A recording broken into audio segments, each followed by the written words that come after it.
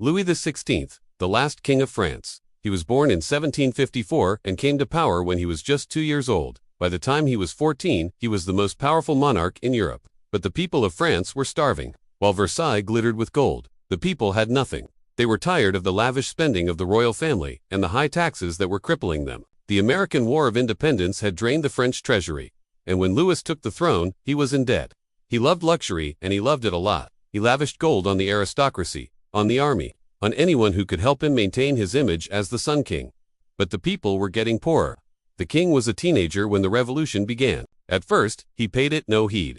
He went hunting, as the people of Paris stormed the Bastille, the royal prison. When he finally realized what was happening, it was too late.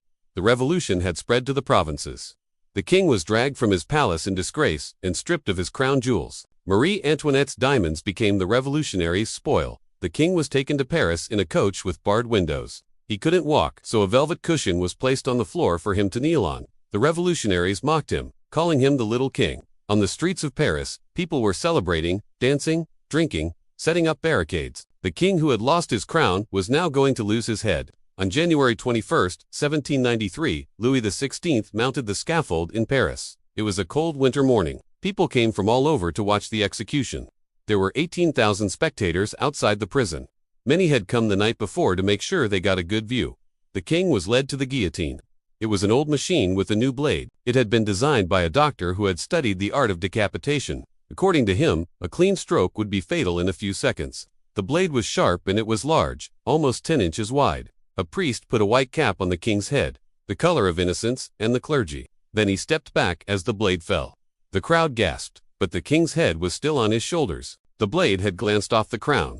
It had not been a clean stroke. The executioner pulled on the lever again and again, but the blade was blunt. It took 4 strokes to take the king's head off. Finally, at 10:20 in the morning, Louis XVI of France was dead. As the crowds cheered, a young woman screamed, "Long live the king!" She was arrested and sent to the guillotine. The last queen of France was only 37 years old. She would be the last member of the French royal family to die in this way. After her, France abolished the death penalty. Louis XVI's head was cut off, but his legacy lived on. He became a martyr for the monarchy, a symbol of the old regime that the revolutionaries had overturned.